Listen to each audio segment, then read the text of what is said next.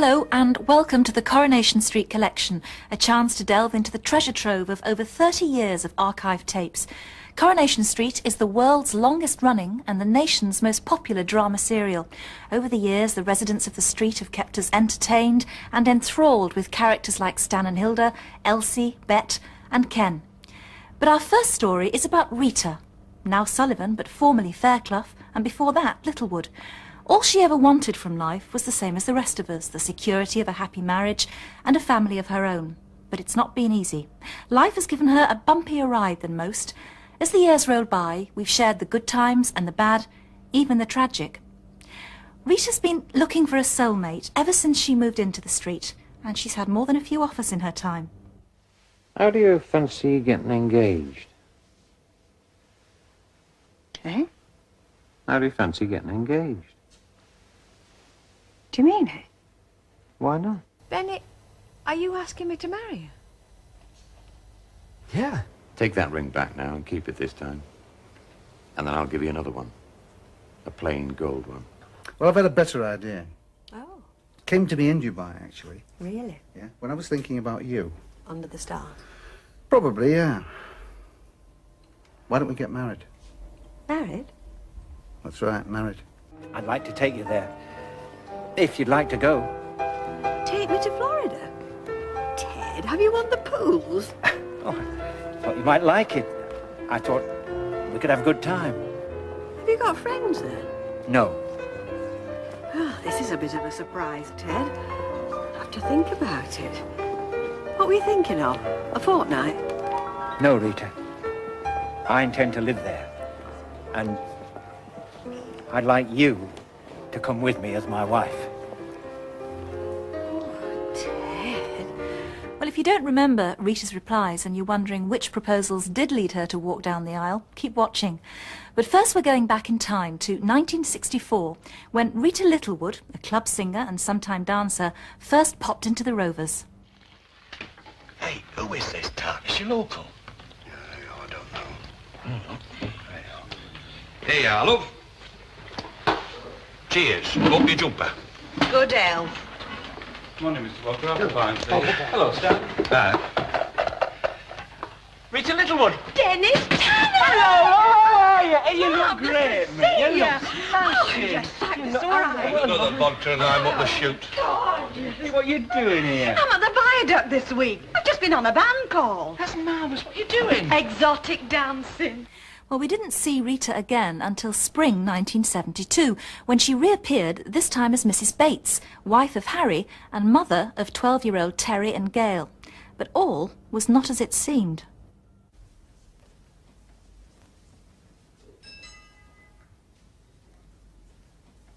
Answer door, stupid.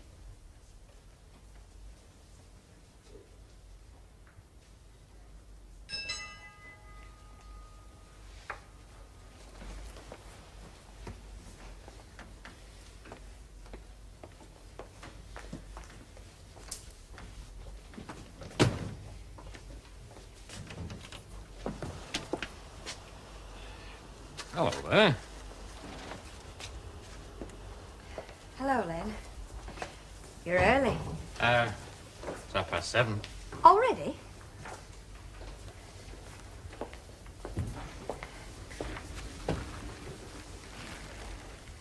Hey, you better get your skates on, otherwise it's not going to be worthwhile you going. He's going to Scout. All right. Well, go on then. I'm just finishing this. I'll just pop upstairs. Won't be a minute. Park yourself.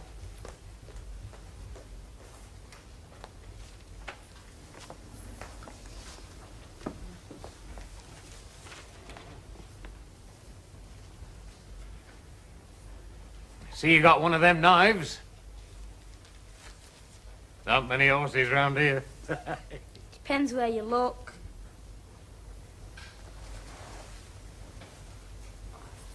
You like it, then? It was Mum's idea. She said it'd keep me out of mischief. But she don't care about getting into mischief, does she? Isn't there a little toffee shop round the corner from that scout hut? That's right. Well, how'd you like to go and Get yourself a little something, then, eh? There's been times I've been given 2 bob, you know. That's expensive toffee. The other fella, he used to give us 2 bob. 2 bob it is, then.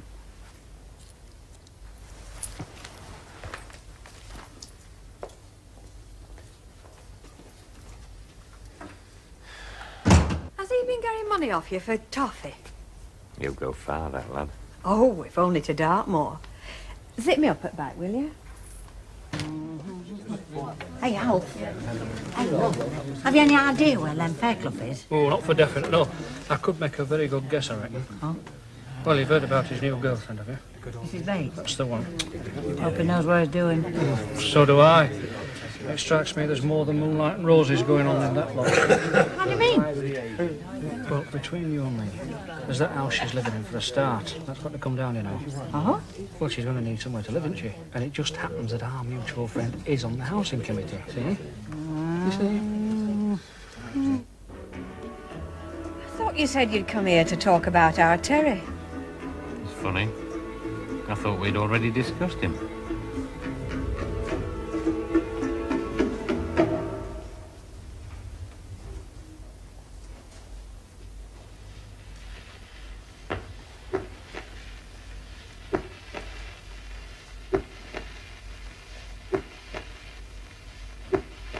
Ah, come on, you've slipped on it. What are you going to do? What are you going to do? Well, what can I do? It's between you and him now, isn't it? There's nothing between me and him. Not after last night. But you've got to go back, haven't you? Why? Well, the kids. Kid. If there is kids, let him look after them. I've little reason to go back. I'm not going. Hey, now, let's get this straight. Did you intend to move in here? Oh, I don't know. Did you? All I know, everything were all right till you happened along. Now, come on, it takes 2 to tango. Just a bit on the side, was it? I was your bit of spare and all. Just remember that. Oh, that's nice. I don't care whether it's nice or not. When I met you, I didn't know about him, did I? You didn't exactly back out when you did you? Oh, no, no. You're trying to get out of it now, couldn't you? Now, that's not fair. Too much to think I might get a bit of help from you, eh? What am I supposed to do? Put your arms around me quick enough before. Yeah, and then I found out that you wanted me to get you a house. No, that isn't... Well, I did that, didn't I? There was not wrong there, was there? Oh, no. No, you kept your nose clean. You're good at that, counsellor. Anyway, there's 3 in this. Where is he? That's no use. Where is he? I want to have a word with him. It won't be just a word. I know, Harry. You come crawling onto this site because you've got a flaming conscience. Because you've been sniffing round my bird. Are you asking me to put one on you? You're the one who's asking for it. Now, Harry's back in town.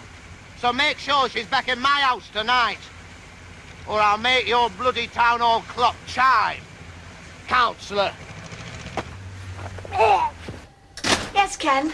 Dinner corned beef, a quart of tea, and, A private word. please. I'll do what's expected. Disappear. And make a pot of tea. Thank you. Going to slap me hand for not doing my own work? Oh, Terry wasn't at school today. Oh, I know why, of course. good. Quarter of tea, tin of corned beef. That's all you got to say? That's all. Just like that? You're going to say it's my duty and all that. Yes. Well, go on. Make your speech. Teachers are good at that. A mother can't just walk out on her children. How about fathers? They're doing it all the time. Oh, Len's gone to see her husband. So I hear. So I've come to see you. Of course, being a fella, you're going to say that the children are a mother's responsibility.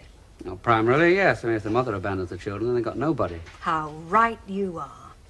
Shall I tell you something? I am concerned. I said, shall I tell you something, teacher? I brought those kids up. Bought them clothes. Looked after them when they were ill. Fed them out of the money I went out to work for. Well, all mothers do. But they are not my children. Me and Harry aren't even married. They're his children. Len? Well, you must have summat. Oh, I have. Nobody ever tell you? You look capable. Is it bad? No, it's all right. How's Harry? He'll live, like me. A daft pair. That's right. Knuckles bad? Rita, Yes, sir? he wants you back. I'm not going. Well, he's coming to fetch you. Is he? That's what the man said. Have you no, sir? What about? Me? Going back? You're a grown woman, Rita. What does that mean? Well, it all depends on you, doesn't it? If you want him, you go back to him. And supposing I want you? Well, what happened in those few short weeks was to set an irresistible pattern that Rita and Len would follow for the next 11 years. But in the short term, Len was not interested in love or solving Rita's problems, so she disappeared off the scene. Until one night, Len went out with his old mate Elsie and her husband to a nightclub. Incidentally, do you recognise the compere? Aye, aye. Here come the dancing girls. Good evening, ladies and gentlemen, and on behalf of the committee, welcome to the New Victoria Workmen's Club. Now, we have a grand programme of artists for you tonight, but before we get to them, we have a audition turn. Now, let's have the best of Hodder and Ush for the Weatherfield Nightingale herself, Miss Rita Littlewood.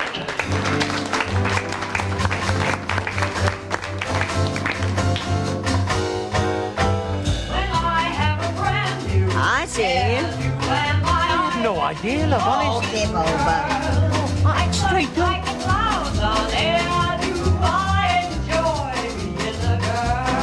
I used to know a fella that worked at the Orinoco. Oh. It was Dennis, her son. Mm-hmm. Not Dennis Tanner. That's right. He's never your lad. But I wouldn't have said you were old enough. Oh, how nice of you. Though, come to think of it. Did you know him then? Oh, aye. Very well. Thank you. Has he made his fortune yet? He's doing all right, thank you very much. Married? Oh, yes, of course. Very attractive to women was our Dennis. Thank you very much. I'll see him again. Great, yeah. Small world, isn't it, eh? Yeah. Thanks. Cheers. Can we have some ice? Oh, I can't really ask for ice in a place like this. No offence, I'm sorry. Oh, come and see me next week. Got cherries on sticks there. Very posh. I must remember. Get myself a new dress. Hey, you want it done? Thanks, no. Oh, come on. I can't. I've got to see the manager. I am working, remember. Are you on again? Well, that's it. I don't know. Excuse me. Can you do another spot, love? Oh, yeah, sure. About 9:30. I'll give you a nod. 9:30? Fine. Well, that's all right. I'm on. What do you mean? Well, tonight's an audition. If you get a second spot, you're okay. Oh, well, great. You've got no excuse now, have you? Hey, well, mind me shoes. This gold comes off terrible. It's on that old property at the bottom Is of he? it. When is he going to move in? Can't move in. well. Can you read it, Yeah. Nancy? Have you seen Len? He's not been in as of yet, love. Not to fret. I'm seeing him tonight. Well, he'll be round at their house in a bit if it's important. He generally goes home for his dinner. No, it's not important. I expect she knows he goes home for his dinner. I haven't a blueprint of his every move. It's funny. I thought you knew everything that Len did these days. Oh, no, love. I don't hold with having fellas tied to my apron strings. As a matter of fact, love, I've never found it necessary. Anyway, how's the singing going on? When can we expect your LP? Al, I'm just making a bob or two round the clubs, that's all. I've no big ambitions or illusions about myself, come to that. As Eartha Kitt says, I'm just an old-fashioned girl. And another bus dashed past. What are you grinning at? Oh, nothing. I'm just thinking you two are going to end up sticking your nail file in each other's backs, all the very best of pals. Look, I'm not discussing it no more. I've had my say. I'll just wait and see how things turn out now. Well, just tell us one more thing. What have you got against her, apart from not liking her? She's not good enough for him. Since when was Lennon one of Jesus' little sunbeams? It's different for a fella. Shouldn't let women's nib hear you say that, mate. You'll hang you from the nearest lamppost with knicker elastic. I'd like to see a bit more decorum in a woman, me. A lot of it's top show. She's not the tough little kooky she makes out. Well, I weren't under the impression that you was all that struck on her neither. She's all right. Don't go on about her like you Oh, do. and another thing. What other She's thing? just a gold digger, she is. She's out for what she can get. Well, Len, he's not got enough money to stuff the toe of his sock. Oh, she don't know that, does she? She sees him as a counsellor, boss of his own business, and nobody to spend his money on but himself, and now her. She's only out for what she thinks she can get. Oh, hello, Rita. We was just talking about you, wasn't we, Jerry? Yeah. Len's just nipped over the road for a packet of fags. Oh, so, how is everybody then? Oh, blooming, you know. Oh, well, so long as we're all topside at Daisy's, eh? Hello, darling. How long have you been here, then? Oh, I've only just come. Have the lads been looking after you, then? Of course. Did he give you a drink? I didn't want one. Listen, I've come to tell you, Alec Gilroy phoned me again this morning. Did he? And he wants me to do every weekend for the next few weeks. And he's booking some good acts. I mean, names. Ah, great kid. Well, just give me time to have a quick shave and we'll nip out and have a good celebration at the Red Lion, eh? Why the Red Lion? Well, they make a good mixed grill there, you see. Oh, did you fancy somewhere else? I mean, there's Chinese or the Butterfly Club or there's a little Italian place. Well, I did have somewhere in mind. See this? It's normally filled with half a dozen wigs and 6 yards of false eyelashes. Today, it's filled with a large meat and potato pie, just wants warming. How's that? You mean you want to eat here? Well, I reckon we'd get some funny looks if we walked in Red Lion and asked for 2 knives and forks. Where about you, lads? Plenty. Yeah, I'll have 'em, Kate. Ta. Jerry, had you anything planned? Oh, well, actually, I'd been thinking did you make that yourself, then? Do you want its pedigree? Of course you made it yourself, you No, creature. what I mean is, I was just, well, tar, yes, I wouldn't mind sharing a bit of it. It looks to be a very fair pie, does that? You look to be a very fair cook, Mrs. Bates. Rita. Oh, and love, it's Littlewood now. Miss Rita Littlewood. There never really was a Mrs. Rita Bates. No. Well then, tar, Rita. No, well, you wouldn't have to do much, really. The main thing is just being there. Yeah, well, I don't quite get it. Ah, well, you will. It's a doddle. You give them a bit of encouragement, like on the papers. Well, it sounds simple enough. Yeah, well, it's the come on, you see. And then the moment any one of them collects, well, you give them the congratulations of the house. I do. Yes, good and loud. I see. And then, when you've settled down, you can do the marking up for me. On the board, eh? The prices and that. It'll pay more. Oh, it's a good enough job. She's got a job as it is. Oh, what's your number? I mean, it can't be easier than this one. She's a singer. A very good one and all. Are you? Well, that's great, because this would just be the afternoons. Well, it'll come in handy. What do you say? You're doing all right as you are, aren't you? Well, I am now, but it can go like that. It's steady money. I tell you what, I'll give it a try, just to help you out. Then if I like it, well, there's no knowing. Well, you can't say fairer than that, girl, eh? Right. Could you recommend an attractive filly showing good form? You mean me? Funny you should say that. What you like over 5 furlongs? Oh, I don't think you could put enough money on me, darling. But Len Fairclough could, darling. Well, I don't know, darling. That remains to be seen, darling. How did you get to be a bookie? Oh, just happened. Like the business was a magnet, you know. Uh-huh. Tell you what, I've never regretted it. Suits you? Yeah, I suppose so. Tell you something else, too. I think it's going to suit you as well. There we are. 1 vodka and lime coming up. Oh, thanks. Cheers. Cheers. Come in. I just wondered if the lads were still here. No, I think they've gone. Oh, it's only a word I wanted. I'm sorry if I'm disturbing anything. Hey, you couldn't have come at a better time, as a matter of fact. Benny is trying to persuade me to join the staff on a more permanent basis. She'd be money in the bank. Well, of course you would be. What do you think I should do, Len? Well, I don't know. It's your life, isn't it? I mean, he's calling the odds, not me. Benny, I like you very much. You just don't want to live with me. Oh, Benny. Okay, just tell me. Honest, it's just... I've had all that. We can go on the way we are now, but I'm not installing a toothbrush. I mean, any arrangements like that in the future, I'd have to have that chit from the registry office. Well, that's fine by me. Come again? Yeah, if you want. Benny, are you asking me to marry you? Yeah. You're unbelievable. What'd you say? I said, yeah. Oh, Benny, love. Hi, love. Hello. Where's Benny? He's not here. And what are you doing? Waiting for you. Don't get it.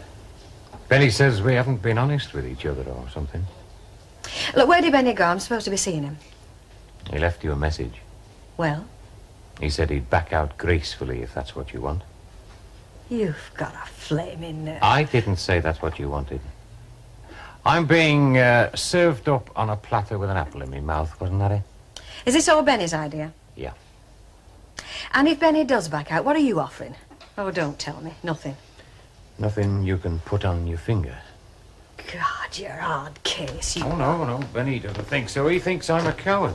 All cowards are hard cases. I'm selfish and all. What does that mean? It means, please. It means I need you. That's all you ever had to say. Is that a decision? I think we ought to go somewhere else. Come on. You know, he's too fine nice a fella for all this. We're half as rotten as you, I'd probably marry him. I'm Mavis. Mavis Riley. I've come about the job. You have had experience of working in a shop before, then? Yes, my mother and father kept a shop for years. Oh, what sort of shop was that, love? Wines and spirits. My mum always used to drop a key down my back when that happened to me. Yes, that's right. Perhaps if you try holding your breath for a minute. It might be an idea. That's it, look. Another day over. Thank God. You going anywhere nice tonight? You? No. That makes two of us. You know, I've got an auntie called Millie.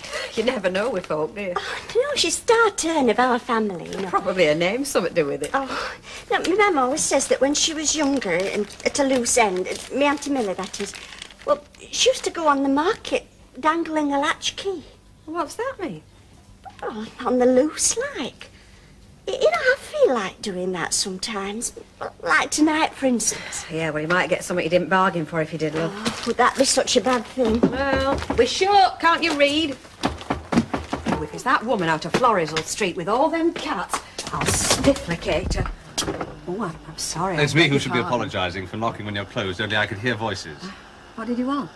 Miss Littlewood, Yeah? I'm a colleague of Douglas Wormole's. Oh? I was in the district and it just occurred to me that you might have changed your mind again. Change my mind? About selling us the shop. According to the records, you were virtually on the point of... Oh, no, it's not mine to sell now. It isn't? No, it's reverted back to the original owner, Mr. Fairclough. Councillor Fairclough to his friends and admirers. I see. Sorry to have troubled you. No trouble. You don't happen to know anywhere around here I can get a bite to eat, a snack? Well, we've just closed, love. No, I didn't mean here. Try the Rover's Return. It's first left, second on the right. They do bar snacks, you know, pies and things. Thank you. Who was that? A very nice man of somebody's. You having a drink, love? Vodka and lime. Vodka and lime, Annie, love, please. Didn't realise this was your pub. Not much taste, have I? Oh, it's not bad. Did you get something to eat? No, I'm afraid I didn't fancy the pies. Can you recommend a restaurant? Chop, chop, Annie. I'm not waiting for a bus here. I could show you a restaurant if you like. Splendid. Right, let's go. Night, Lynn. Hey, I'm not stopping. where are you going? I'm going for a meal with Mr. Graham, Jimmy Graham. So you can have your vodka and lime. From the look on your face, I think you need it.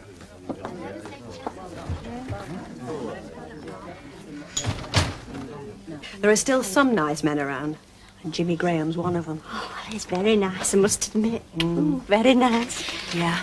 Takes 10 years off your age just drinking with him. You know, the things he says. What sort of thing? Ah, there wouldn't sound nothing coming from me.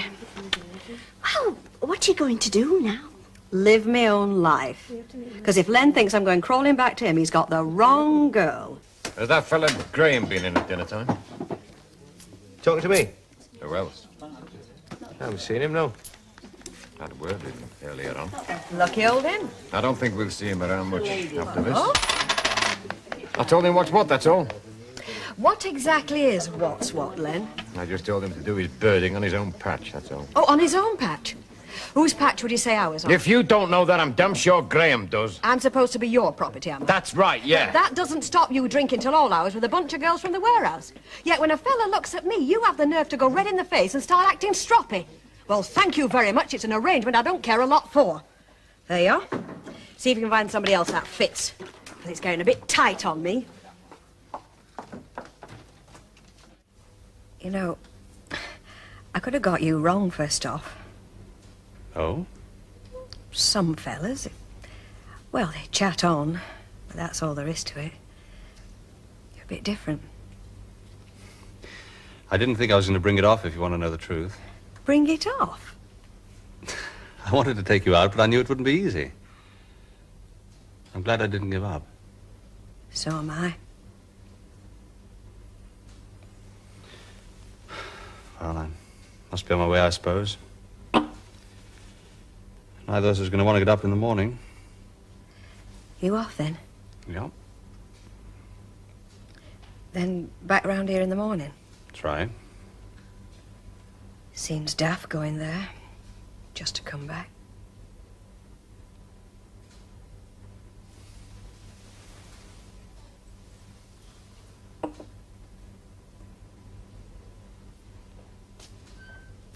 And you can wipe that look off your fizzog and all. What look? Look you've had on all week. Says, really, Rita Littlewood, I'm surprised at you breaking up a home. That's exactly what you are doing, isn't it? I'm doing now to the sort. I've not encouraged him one bit. Well, you saw for yourself But just you've now. not discouraged him either, have you? I mean, you've never actually shut the door in his face. You never put the telephone down on him. You know, sometimes maybe you make me sick. Sorry, I didn't realise. You stand there preaching like butter wouldn't melt. And what do you know about it, eh? What fella have you ever had to give his marching orders to, married or single? Oh, look, that's not fair, Rita. I still know right from wrong, even if I haven't had the practical experience. You've no experience. Well, I've hardly fluttered an eyelash at Jimmy Graham. He made all the running, and he's old enough to know what he's doing. As for breaking up his home, it can't be much of a home if all it takes to break it up is little me. So if you've any preaching to do it to him, or to his wife. If you ask me, it's time she pulled his socks up. Oh, you're not that hard, Rita. I just don't believe it. I am. I said a lot of things last night, and I meant them all. There's only one important piece. That I don't need to say the word and you leave your wife for me. I meant them all. Look, how many... She's only in stockroom. How many times have I got to tell you that I love you? Well, if I believe you, just once. Mind you, it wouldn't do my morale any harm if you repeat it every 10 minutes. If you believe me, does that mean to say you don't? No, it means I want to, but... Well, I love you, I want you. They all sound fine if you say them fast enough.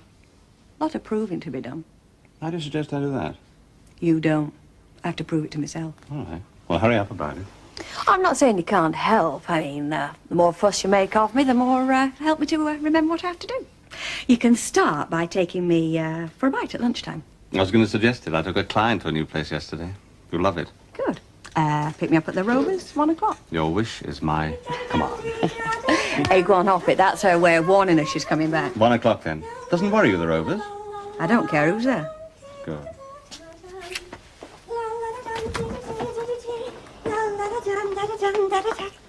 Oh, is Mr. Graham gone? Yes, love, he got your message. Oh. Mavis? Yes? Will you be a guinea pig for me? Pardon? Just look at me when I'm talking to you so I can see your face. What would you say if I told you I'd only to click my fingers and Mr. Graham would leave his wife for me? Oh. Well, that wasn't too bad. Is that it? Oh. Well, it's happening all the time, isn't it? Yeah, it is. Well, what are you going to do? I don't know, love. Bit too easy, isn't it? I've said I want to marry you, and I mean it. Yeah, when we're bumping to your wife, you pass me off as a flaming client. I couldn't do anything else in the circumstances. Well, what about next time? There shouldn't be a next time. Not if we're... Go on. Say it. If we're careful. I don't want to rush things. I want to choose the right moment. I want to make it easy. There's never a right moment, you know that. You just have to be patient, Rita. Truth is, Jimmy, I don't want to be patient. I'm up to you with being somebody's bit of fluff, a spare wheel. That's what I was to Len, mainly. He'd take me out if he felt like it, wouldn't if he didn't. He went through the motions of giving me a ring, but that was just his way of keeping me quiet, stopping me talking about that very unmentionable subject, marriage. But I'll be honest with you, Jimmy. I want to get married. Mainly out of fear. No chicken. So what do you say? Shall we go round and tell Muriel now? Always supposing the kids are in bed, or out, or somewhere. I'll tell her in my own good time. It's not good enough, Jimmy. In other words, you don't trust me. No, love, I don't. Please.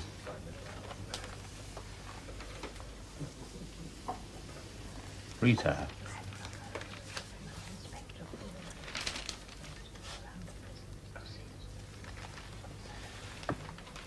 Bye, Rita.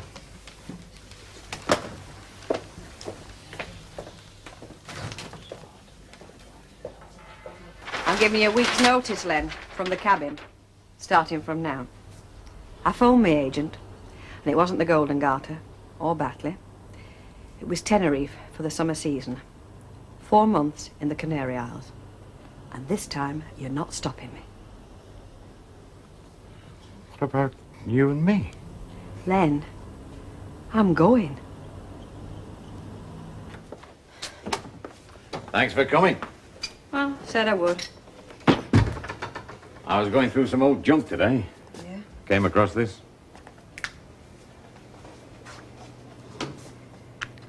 Recognize it? Should do. It's the only engagement ring I ever had. I've still got the scar where you threw it back at me. Where? Here. Oh, come off it, Len. You're as relieved as I was when I did that. Admit it. Rita, let's forget about that. Take that ring back now and keep it this time. And then I'll give you another one. A plain gold one. How long does it take the banns to be read? 3 weeks? I can't, Len. Why? I think it's 3 years too late. I'm petrified. I don't know what to do. That's the God's honest truth. So I think the best thing I can do is go to Tenerife. Safest. Tenerife? Give me more time to think. Get used to the idea. You've had a lifetime to think. We both have. It's serious now. Of course it's flipping serious. Well, that's why I need more time. I don't want to be sure you're not asking me just because I'm going away. When I come back, still feel the same. If you go, that's it. Is that an ultimatum? Oh, no, I wouldn't do that. What I mean is, if you want to get married as much as I do, if you did care as much as I care for you, you wouldn't want to go. You couldn't go. You wouldn't be able to. It's as simple as that. I love you. Will Miss Rita Littlewood, passenger on flight BE130 to Tenerife, please go immediately to gate number 9. Miss Rita Littlewood, passenger to Tenerife.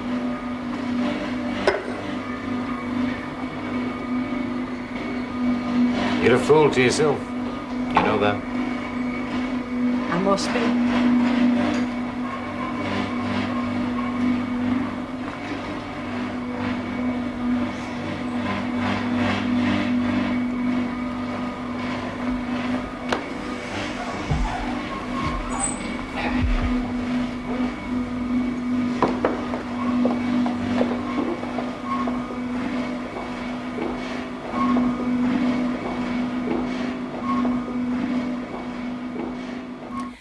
Soon afterwards, Len and Rita were married at last, and a new chapter in their lives was opened. However, Rita's past was catching up with her, and Len just couldn't come to terms with it. You get that porridge down you, and don't go putting half a pound of jam on it. What did Len say about you being here? Oh, I haven't told him yet. He was working till late, and by that time, I were in bed. Milk? Are you sure he won't mind? Why should he mind? He did last time. He said I couldn't stay with you last time. Last time you'd run away from that home. Oh, come on, Terry, you're old enough to know difference. I don't think he's that keen on me. Do you know, there are times when I think he's not all that keen on me, and I'm married to him. So less of the chat, get on with your porridge. Is it all right being married to him? Is he all right? Yes, it's all right being married to him, and yes, he is all right. And stop worrying. There's no need. It's like I'm always getting you into trouble. Don't be daft. I didn't want to. I should hope not. If I thought that, I'd slop that porridge over your head. It was great at home, wasn't it? Yeah. Well, when? I know. when your dad wasn't there. It's worse now, with that Dorian he's got there now. We're about time, me and her. Oh, it can't be so nice for you.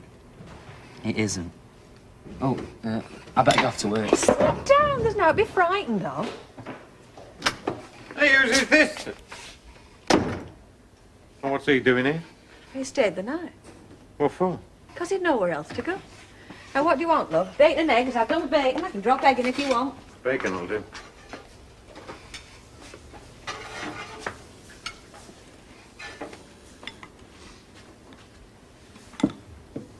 Terry, what do you want, love?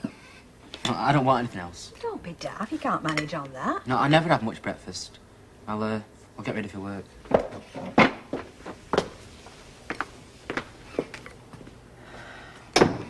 Look, I know he's not our responsibility, but if we don't make him our responsibility, nobody else will. How old is he? 17, just. I was in the Navy at 17. And what have you got in mind for him? Well, for a start, I don't want him to join Navy. I'm keeping him here for a few days. You are not. Len? That lad's not stopping here, and that's flat. Why not? You know damn well why not. Look, it's all very well you going on about responsibility, but you can't look after every lame dog that ends up on your doorstep, you know, and you can't expect me to, either. That lad's not related to either of us. He's just a lad that you fed for a few months of his life, that's all. That's as far as it goes. He's having a bad time. How do you know? How do you know he isn't conning us?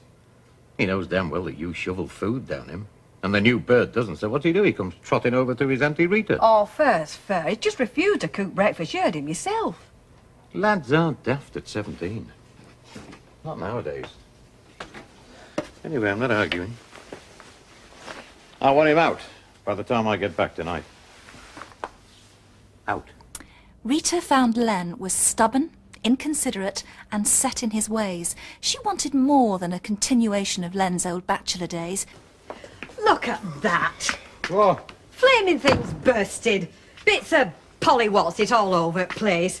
That's all I need. Well, get a needle and thread and sew it up. Oh, yeah. Cobble it up, make do and mend, put up with all the old tat like you always have. Oh, don't start. No. Suffer in silence. Well, I won't, Len. I've done too much of that. That's the trouble. That's what's wrong with us. There's nought wrong with us. Is there no toast done yet? No, there is no toast done yet, on account that toaster's broke and has been since before Christmas when you were going to get it fixed, remember? What's up with the grill? I want a new grill. I want a new toast. I want a new kitchen. Len, I am sick up to here. I'm serious. I've had just about as much as I can take. Mavis is back now. Oh, I see. And that makes it all right, does it? Hey, you're tired, that's all. I mean, you've been getting up early for the morning papers, haven't you? You're always a bit naughty when you're short of sleep. Naughty. He says I'm naughty. I'm feeling suicidal and he says I'm naughty. All right, then, what is up? Oh, Len, for heaven's sake, you know what's up. I want a proper, decent home. One that I can invite people to without being ashamed. This has suited you up to now? It's been getting grottier and shabbier since the day I moved in. God knows I've done my best, Len, but you can't make a silk purse out of a little unmodernised terraced house. Well, you could, if you had a bit of pride and spent some time and money on it like Tilsley's. Oh, I see. Ivy's been sticking her oar in, has she? She has made the odd comment, but in this case she happens to be true. I mean, look at them. He works in a factory, and look at you. Self-employed. Your own business, and in the building trade to boot. And we live like this. Can you honestly not see what a dump it is? I suppose you could do with a lick of paint. It'll take more than a lick of paint to make it even halfway right, the sort of place I want. Buckingham Palace it'll never be. I don't want Buckingham Palace. I just want a decent little home. I don't think that's asking too much. All right, give us a list. No, I mean it. Fair's fair. I mean, you say things needs things doing to it. All right, I'm not entirely in agreement. But anything to keep the peace and quiet. And you'll do 'em? Well, like I say, I can't see much wrong with it myself. But if you'd like to give me a list of your requirements, I'll see what I can do to manage, eh? That suit you? Yeah, I suppose so. But I still wish I didn't have to spit blood to get you to do anything. What the hell are you still doing here? Why, where did you think I'd be? Out for a champagne lunch with my lover? Well, you got a lover, then? Would you mind if I had? Would you notice if I had? I meant I thought you'd still be at the cabin. I bet you wouldn't. Like you don't notice this house is falling down round our ears. In fact, the only thing you do notice is football results and whether your pint pot's empty or full. You're still on that lark again, aren't you? Hoping I'll forget, did you? Look, I've told you I'll do the flaming jobs. I'll do them. Just give us a list. I've got a list. It's here. Read it. Well, now? Well, that's right. Imitation log gas fire. 2 rooms knocked into one. Kitchen units. Where the hell do you get ideas like this? I'm not knocking 2 rooms into one. Why not? A lot of people do. Tills it is like that. Get a lot more space. You can do a lot more with one big room. But you just said you wanted some painting doing. You said a bit of paint. I said I wanted a house fit to live in. Give it to you. Forget it. What? I said forget it. What's the use? You never do anything I want. You never see anything my way. Top and bottom is you don't damn well care. Oh, now don't talk rubbish, It's woman. not rubbish. You don't care. I mean, if you did care whether I was happy or not, if you did give a damn whether I... Well, look at Christmas present I got. Or rather, didn't get. How many more times have I got to tell you?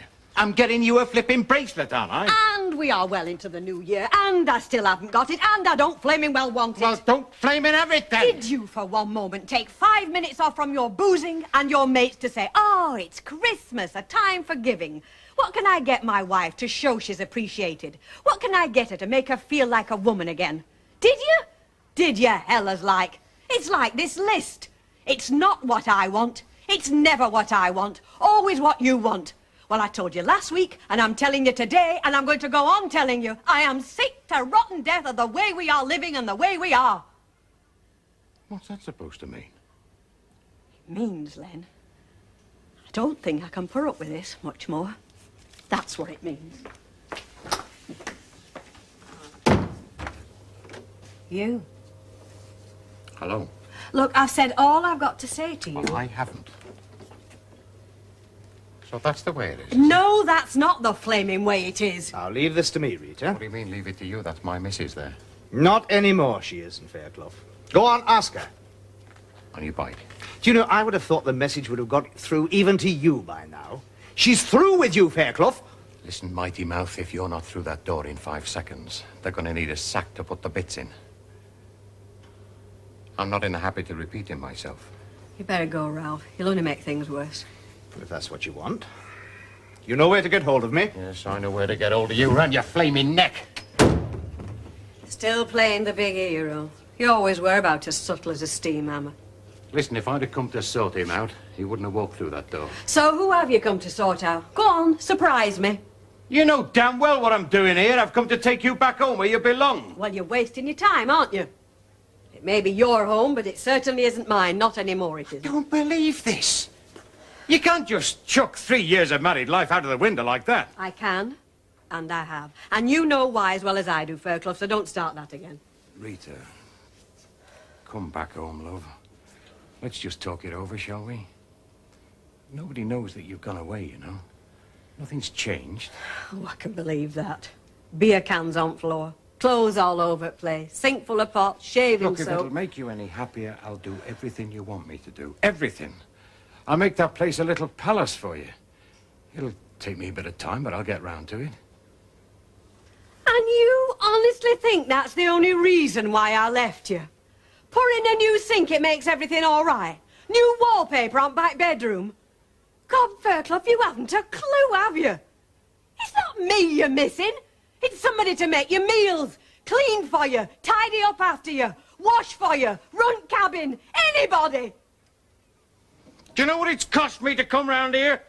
To swallow my pride, to come crawling round to you, do you know? Yes, I think I do. It can't have been easy for you, I know that. What's the point in fooling ourselves? Nothing would change. Nothing can change. Since we got married, we've become 2 different people. You used to know what I wanted out of life. You didn't have to ask. You knew. Like that flaming Lancaster knows, I suppose. Didn't take him long to get round here, did He it? came round because I asked him to. He's been good to me. I can imagine. What do you take me for, Fairclough? Go on, spit it out. I'll tell you something now. Ralph Lancaster took me this afternoon to look at a flat. A very nice little flat. And it wouldn't cost me a penny. And he offered me all the work I could cope with. I wouldn't have a care in the world. All I have to do is snap my fingers. And you know why? Because in his way, he sees me as something you haven't seen me as in years. As a woman. Something to be looked after. Taken care of. Prepared to give a bit back in return. That's something you wouldn't understand in a million years. Because you're too wrapped up in your own selfish, rotten little world that stretches no further than the bottom of a pie potted Robin! Get out! All right, yes, I'll go. But just remember this. Don't come crawling back to me when he's chucked you on the scrap heap with all the other has-beens. I won't! Oh, I won't! I'll tell you why! Because I told him what I could do with his rotten flat!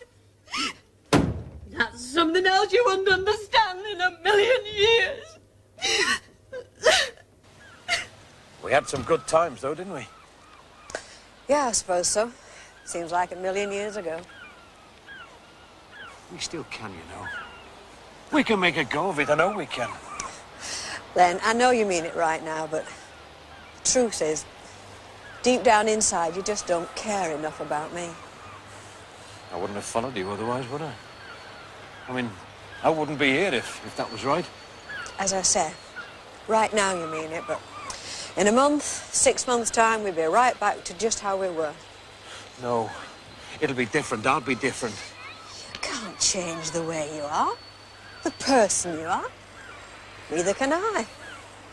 No, you just go on being Len Fairclough, and I'd soon be nagging at you, bitching. No, Len, I can't go back to that. But I do have to go back to work. You're not going back to that place, are you? It's my job, Len, how I keep myself. Well, I'm damned if I'm driving you. Right. Now walk back. Rita! You're still my wife, you know. I love you. I need you. Why couldn't you just tell me that before? I'm telling you now. It'll be all right, I promise. It's too late, Len. It's over.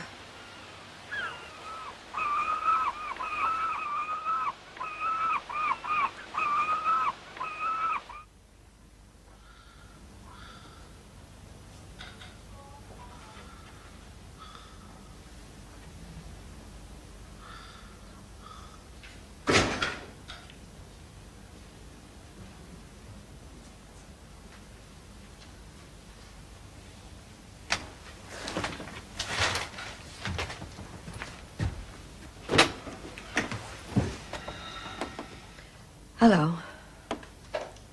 What? I'm back. You mean... for good? For good. I must be bloody mad. For the first time since they met, Rita's action shocked and scared Len so much he knew he had to change.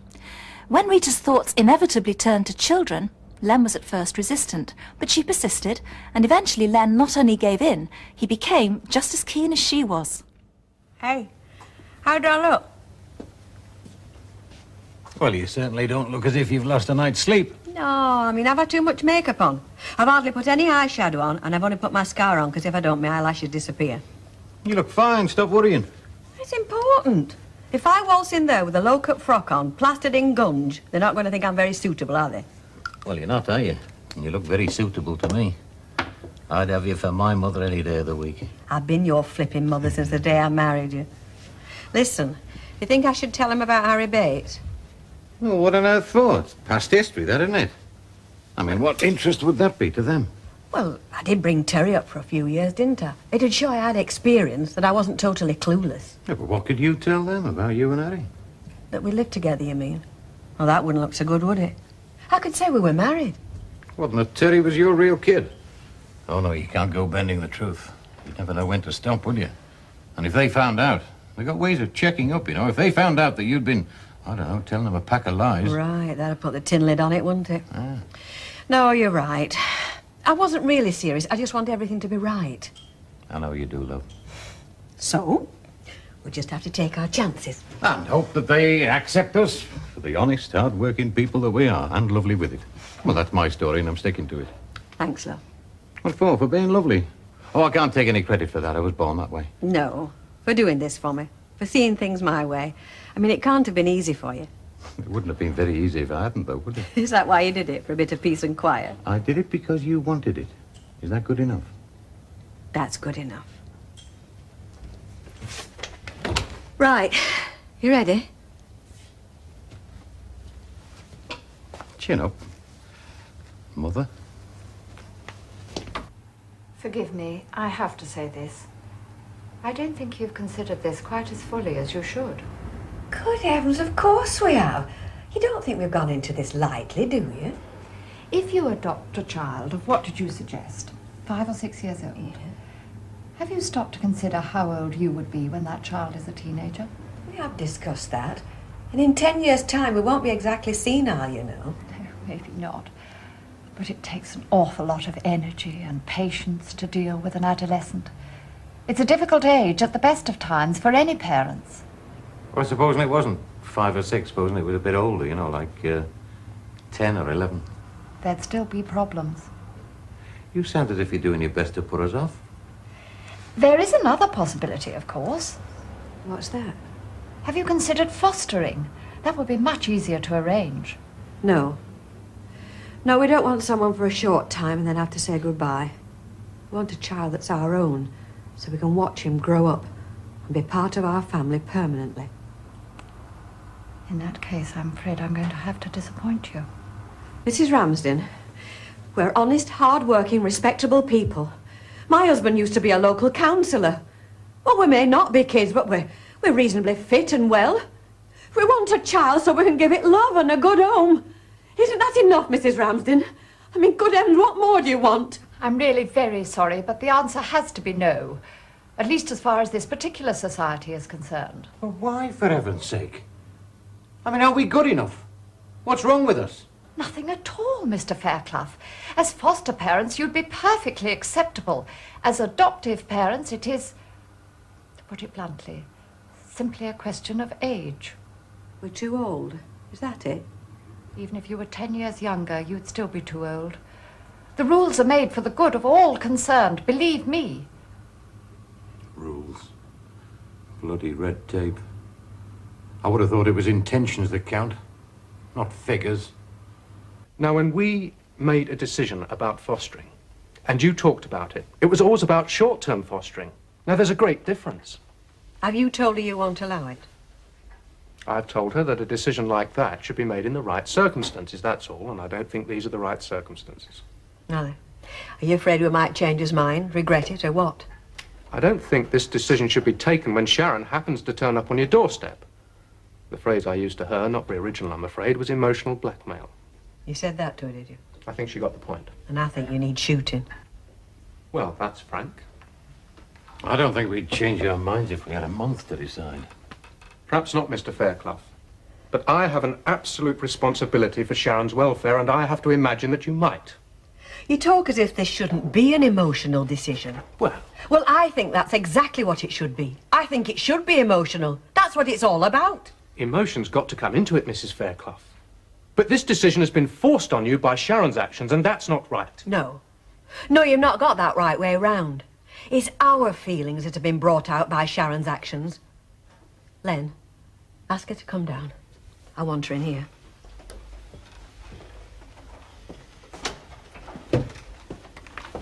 Sharon, will you come down a minute, please, love?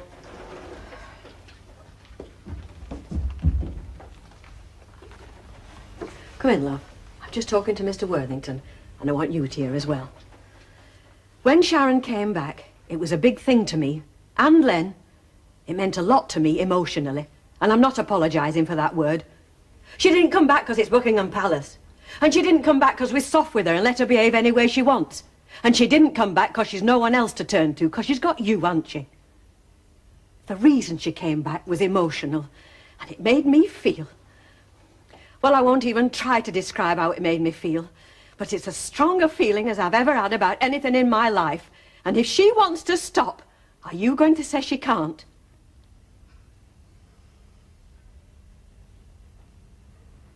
I think she said it all, don't you?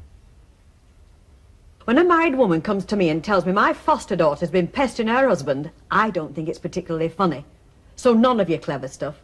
We'll talk about this seriously, because as far as I'm concerned, it's a serious matter. Is that what she said? I've been pestering her husband? Not the only thing she said. You had a picture of him in a locket, didn't you? Well, so? I know a girl has had a picture of Prince Charles in a locket, but Diana didn't come round complaining. I've told you, madam. If you want me to treat you like an adult, start behaving like one. Now, let's hear your side of it. Well, is there any point? I mean, would you believe me? I don't know, Sharon. So far, I've only heard Gail's version. And much as I like the girl, and I do like her, I know how some women exaggerate over their husbands. I'm saying myself. So, until I've heard both sides of it, I'm keeping an open mind. Or haven't you got one? Oh, yes, I've got one. It's just not easy to put into words, though, is it? We love each other, and that's all there is to it.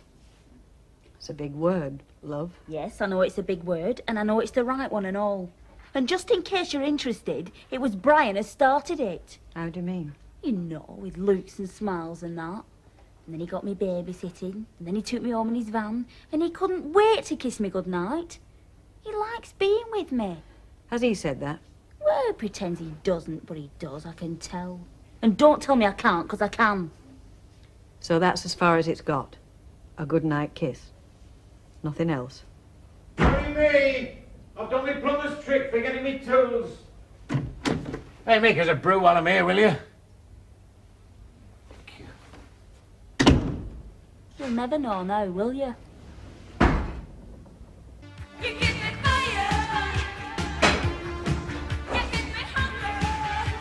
And where do you think you're going?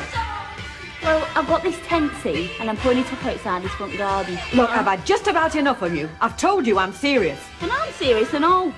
Not only one us can be serious, you know. Well, I'll show you. You can get upstairs and you can wash that muck off your face and you can get out of them clothes. You're stopping in till you see sense. I am not. You are not seeing him again. You're not going round to the garage and you're not hanging round waiting for him. You just try and stop me. I intend to. You think it's just a daft crush, don't you? Well, I'll tell you something.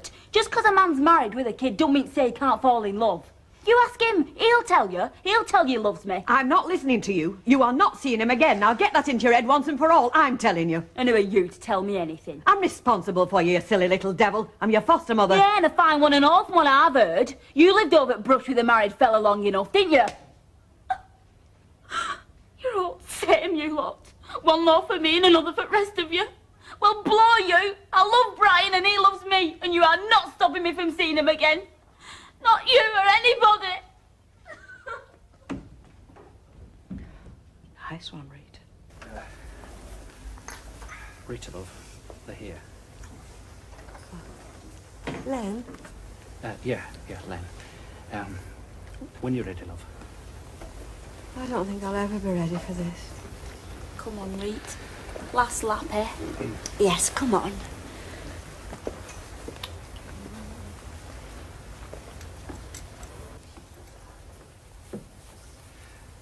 They're ready for us.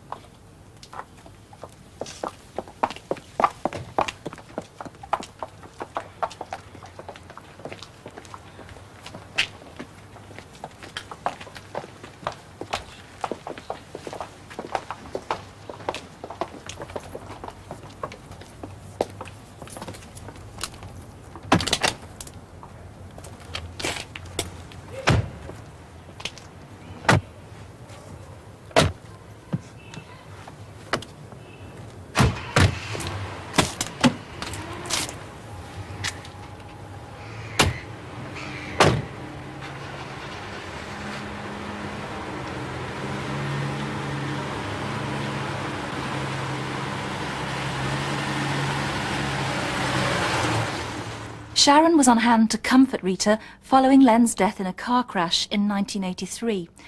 But she couldn't ease Rita's pain, knowing that the day he was killed he'd been visiting his lover, a woman he'd been having an affair with for months. Rita was even denied the memory of a happy marriage. Well, for the next 3 years, Rita's romantic life was calm. She got on with the business of running the cabin and lived quietly with the memory of Len.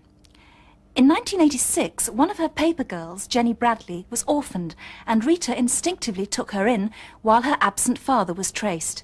He, of course, turned out to be Alan Bradley.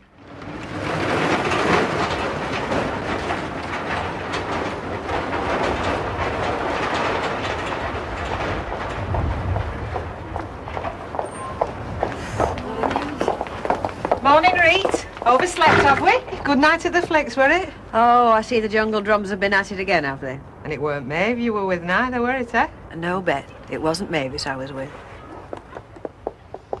So, Yes, me and Alan went alone. And we both enjoyed the film. He had a tutti frutti in the interval. I had a drink on a stick. No, he didn't hold my hand. And despite women's lib, I let him do all the paying. Satisfied? well, I'm not that interested, to be honest. Well, he could have fooled me. You didn't know you were upsetting anything, did you? I didn't, no. Getting on well with him, were you? Well, a bit more than that, I'd say. Very close, in fact. We went out together and, well, you know. I mean, we only live across the corridor, Rita. It was easy to get together without setting tongues wagging. Of course.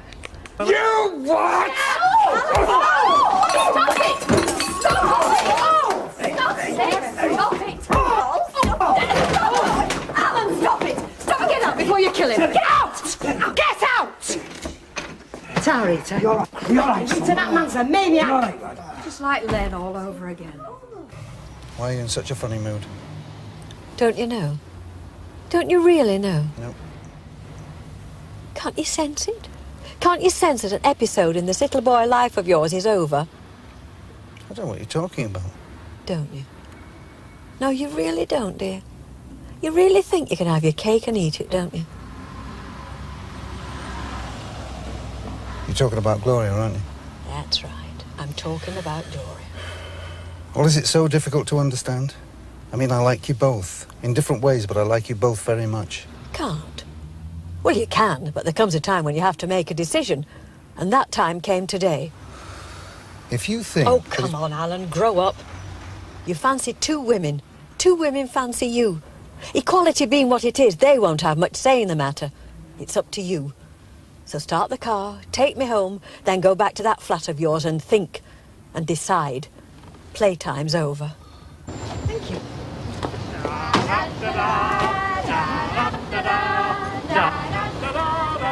Hey, what's going on? I've got a confession to make, Rita. This wedding we're going to, well, it's ours. What are you talking about? It's all fixed up, the license and everything. There's a bloke in there waiting to marry us. All you got to do is say yes. Have you gone to start raving mad? Look, I know I fixed all this up without telling you, and you can nag me about it for the rest of our lives, but just say yes, will you?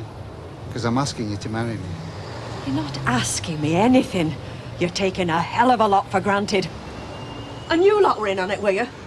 Well, you ought to have had more sense. Oh, come on. The fella loves you. Make an honest man of him. Right. You know where we came from? Well, we're going back there. Oh, come on, Rita. Let's just talk about it.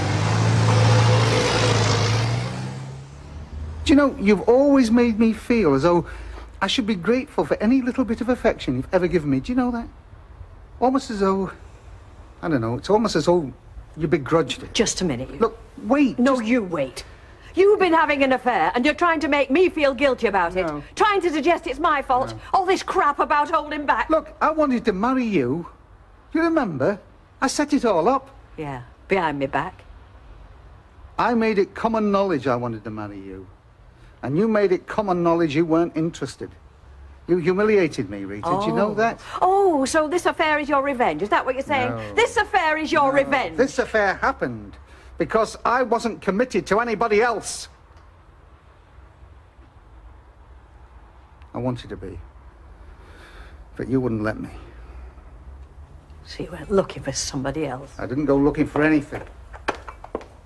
It just happened.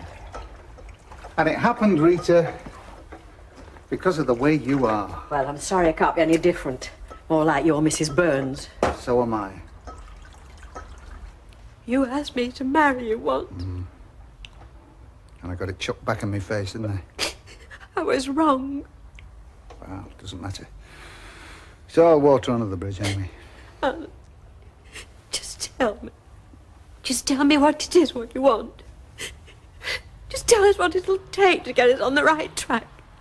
Marriage? If you want marriage, I'll marry you. Alan, I need you. I can't go on up my own. I've seen the future, it terrifies me. Don't let's chuck everything away, please. If you ever had any feelings for me at all, just Rita, don't do this to yourself, love. please come home. Please give me another chance, please. I can't, love. I can't. I'm sorry. I can't. You've just ditched me, haven't you? Keep your voice down. Why should I? You've just ditched me and you can't even be bothered to make up a sob story. Well, that says it all about you. Who is that? It's just an old customer of ours. Cheers. Well, I'll tell you what you are, Bradley. You're a taker. You took everything I had on offer and then you took me for a mug. Yes, love. It's me. And to look at you, I'd credit you with a bit more sense than to have him. All right, that's enough now. Get out. Sod off, you. I'm right, though, aren't I? He's taken from me. He's taken from both of us. He only came back to you for your money, so he could set himself up in this place. Is that so? Of course it is, and you know it. He's had us both for mugs, this fella. Sorry, love. Not me. What Alan's got here has nothing to do with me or my money. Nice meeting you. What's the I'm getting a bit tired of you and your little games. Please get off I've got your number, love. Don't you worry. Oh, please, you've had too much to drink. Out to lunch, out to dinner, and skip away at the last minute. Well, the game's over, love. It's just you and me now. No Martin, no customers, just you and me, okay? Oh! Ask him why he gets phone calls and correspondence for your husband. My husband? Now I know you're out of your mind, girl. My husband died over 5 years ago. Maybe. But Alan regularly gets letters addressed to Mr. Fairclough. He doesn't know I've seen them. Mr. Leonard Fairclough. I take it your husband's name was Leonard. Okay, so you've caught me. Big deal. I'll give them their money back. And you can keep your stupid little house. Don't worry. I've seen to that. Okay. I've been to the Building Society. I've put them straight. You've lied and you've cheated. But you'll not walk away from this with a smile on your face. You think you fixed me, don't you? You're finished, Alan. You've had a charmed life, and now your time's up. You bitch! You stupid bitch! Stop it! Maybe your time's up and all! Hello? Rita! Rita! Oh!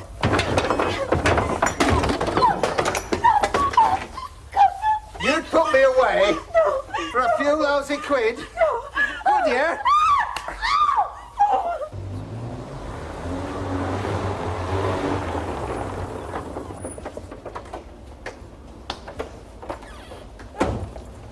Patsy, what's up with you? Oh, I could have sworn she was being attacked. Dad, wait. Hey, what the hell's going on here? Get out of it! Oh my God! Hey, get out of the car! Come on, Rita. Come on. Please. He's gone. He would have run me over. Get an ambulance. Get an ambulance! Rita. Although desperately hurt in both body and soul, Rita quickly recovered when she learned that Alan had been caught. But his trial was a farce. He was convicted of assault and set free after only 8 months. He blamed Rita for everything. He returned to Weatherfield and set Jenny against her. Rita felt there was no escape. You look nice. You don't mind, do you? Look, This is my house, and I've asked you to leave. And if you won't go, I think I'm entitled to call the police. Ha! What, send for the boys in blue? Hey? You're good at that, aren't you? Calling for the police. Going to the authorities. Like when he went to the building society and put the law on me. After what you did. Taking Len's name. Pretending this was your house so you could borrow money on it. Are you surprised I didn't like it? You did your best to destroy me, Rita. You ruined my business when it was going great. And you put me in prison. You put me in hospital. Well, I know which is worse, love. Yeah. I had a lot of time to think about what you did to me. Do you think much about what you did to me?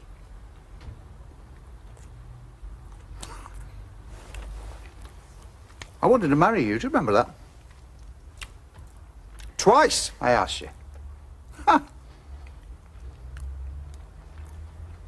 But you're not the sort of woman that can give a man anything, are you? You don't know how to. That is your trouble. And then, yeah, and then, when I went to somebody else for a bit of warmth or affection, that didn't suit you either.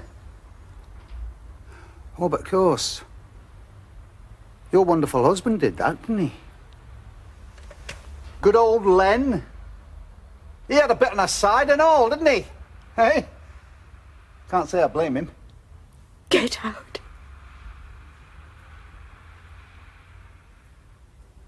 I'll go when I'm ready. You've learned nothing, have you? You blame everybody but yourself for what happened. Prison, the rest of it. It's always somebody else's fault, never yours. No, you're wrong, love. I've had a lot of time to think about what happened to me. And I know I've been my own worst enemy. I know I've made mistakes, I don't deny that. But do you know the biggest mistake of all, eh? Getting involved with you. That was a mistake and a half, that. And my God, have I paid for it. Oh, I know. I shouldn't have hit you. I should never have touched you. But I pleaded guilty, didn't I?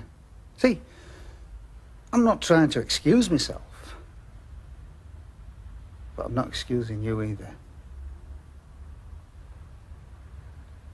You see, there's a certain type of woman that doesn't really have a lot of time for men. And it makes them feel better about it if men don't treat them. Did you know that? Yeah. They like men to hit them so that they can despise them. You're one of those women, Rita. And in the end, I laid hands on you, and now I've got nothing. Except Jenny. And I'm not going to lose her. You'd like me to, wouldn't you? But I'm not going to. And as long as she lives here, one way or another, I will be around.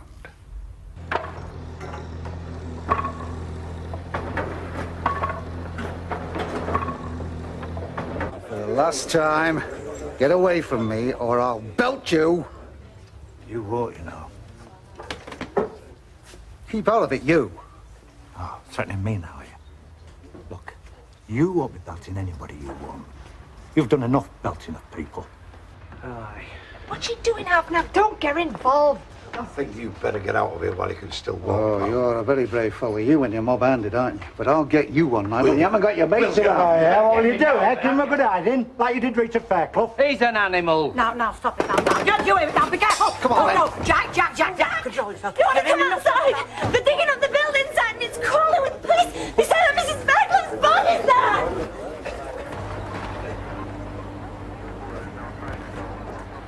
Well, Rita wasn't buried in the building site. In fact, she'd been so distraught that she'd had a nervous breakdown. She fled to Blackpool, where she took a job as a singer. Alan eventually tracked her down, and in an attempt to force her into his car, he was knocked down and killed by a tram, and I think, to be honest, Weatherfield was well rid. Jenny stayed on, but Rita got most comfort from her friends. It would be a long time before she could trust a man again. She moved out of number 7 and into the flat above the new cabin in Coronation Street. In 1992, she started a friendship with Ted Sullivan, a sales rep she'd known for 20 years. It was to become a whirlwind romance. Rita's seeing him again tonight, entertaining him at home this time. I wouldn't read too much into that, Mavis. Don't you be too sure. It isn't every man gets invited back to dinner. I'd like to return the compliment. Take you out to dinner. Somewhere nice. If she were doing the papers next morning, you wouldn't have to rush back. What do you say? I say that'd be very nice. I'll have a word with her. Good. Well, thanks again for a lovely evening. Oh, my pleasure. And look forward to the next. Me too.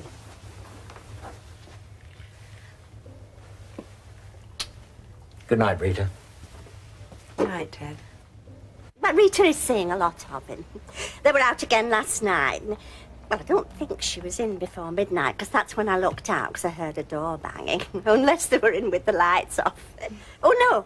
No, I'm not serious. I think they went to a smart restaurant somewhere. Really? Yeah, well, that was the plan. I'll say this for Ted Sullivan. He's not my type, but he's certainly put the colour back in Rita's cheeks. Good for her. Oh, yes, good for her. I've nothing against that. I'd love to know what time she got in, though. You. Morning, Rita. You little monkey. I could have died. Did you enjoy your evening? Well, I did till you strolled up. Has she told you? Told me what? About last night. We just got ourselves sat down in Romano's restaurant, just talking things over. Who strolls up as our waitress? I could have crawled under a stone. Was the service not to your liking, madam? It was not. Was I not punctual, polite? Oh, you were all of that. It was the ear-to-ear grin I couldn't stomach. Oh, it's just natural cheerfulness, Rita, all part of the service. Oh, come on, admit it. You loved it. Well, it brightened up a dull evening. And it didn't stop you having 3 coffees and a couple of Benedictines, neither. Hey, any more of that, I'll put your rent up. Oh, by the way, Mavis, in answer to your question, it must have been about 1:45. He wants to marry me. Well, by heck, he don't waste much time, does he? So are you going to? I've told him I need time. I need time to think about it. Get it in perspective. Get my life in perspective. And do I settle for what I've got? Getting up every morning just as birds are clearing the throat. Working 7 days a week. So whacked at night I can hardly open the door. And for what? So some yob can smash my door down and help himself whenever he feels like it. Or do I snatch his hand off and take off to Florida with a man who seems to think the world of me? Well, that's down to you, isn't it, kid? There's only you can answer that one. You're a remarkable man, do you know that? How'd you make that out? I'm the same as anybody else. You're not, you know. In what, 3 weeks? You've turned my life upside down. Are you sure you know what you're doing? If you mean about asking you to marry me, oh, yes. I'm sure, all right. Well... But if you want more time, Rita... No, I don't. Yes, thank you. Are you saying... I'm saying yes. If you want me, I'll marry you and be very happy to. Rita... A few years ago, I had a serious operation. A brain tumor. Oh, anyway, the operation went fine. Oh, thank God for that. I thought for a minute you were But going to it's an say... operation.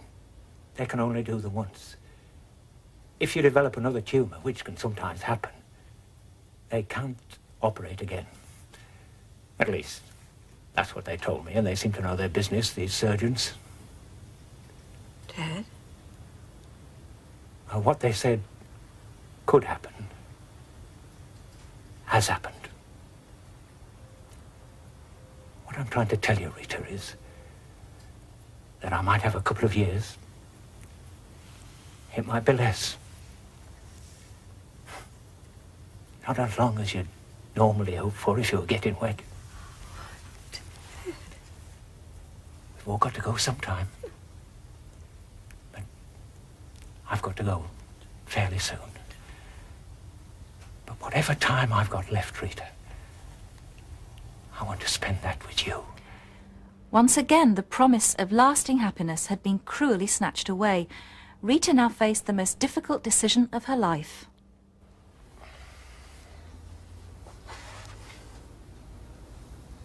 It's all right, Dad. I do love you. Rita, thank God. Oh, I don't know what I would have done if... I was sat here 3 o'clock this morning, saying to myself, you're asking too much, Ted.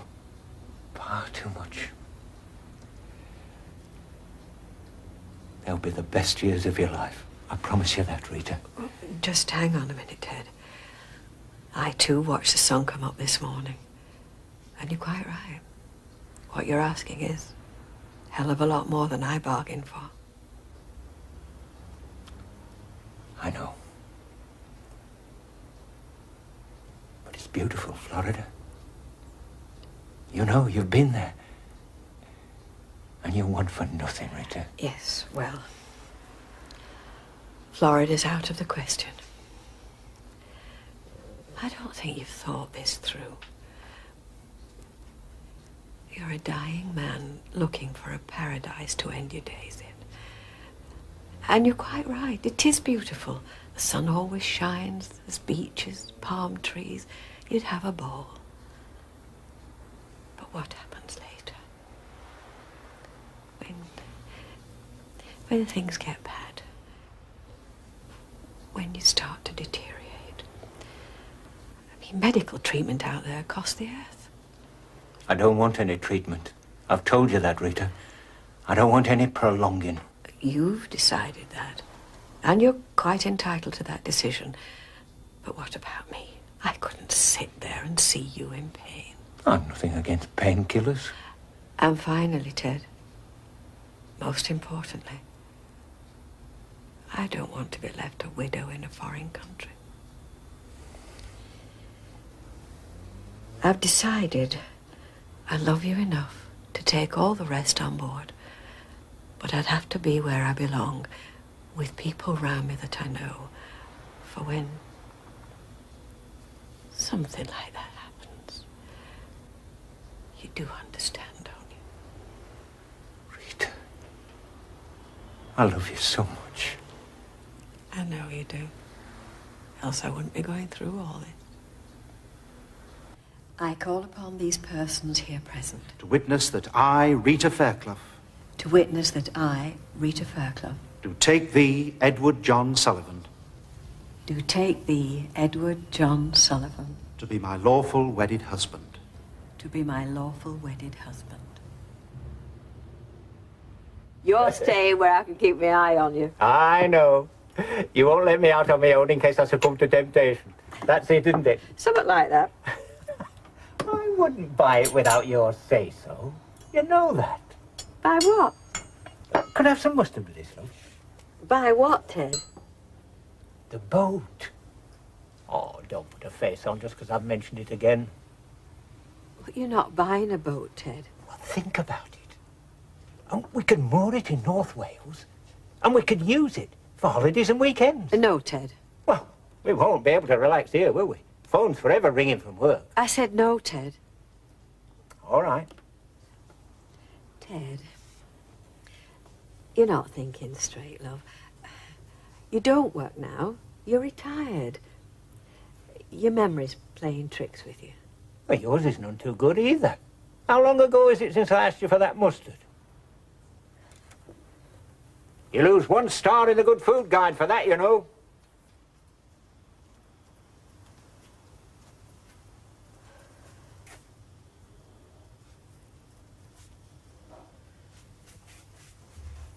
Ted? I'm sorry, love.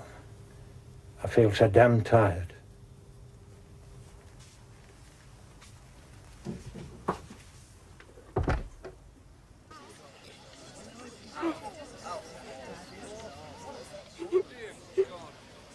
No.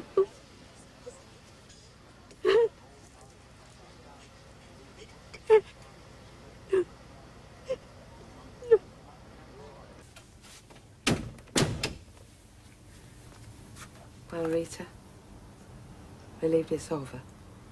I'll say.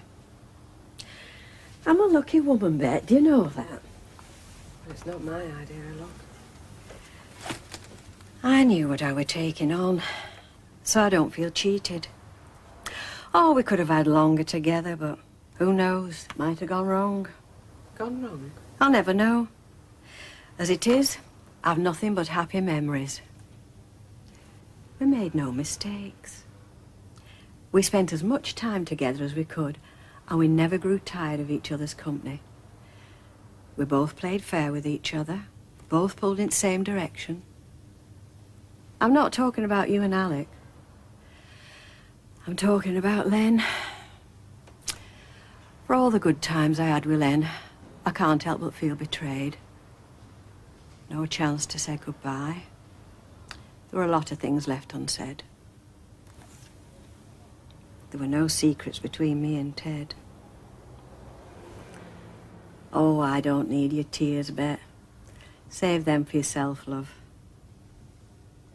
I'm glad I met him. He was a nice man, Bet. Kind, generous. We made each other happy. What's sad about that? But you'd so little time together, Rita. That's unfair. In that 6 months, I'd more happiness than I could ever have hoped for. And he went peacefully at the end. That's something we neither of us expected. I'd say we were lucky.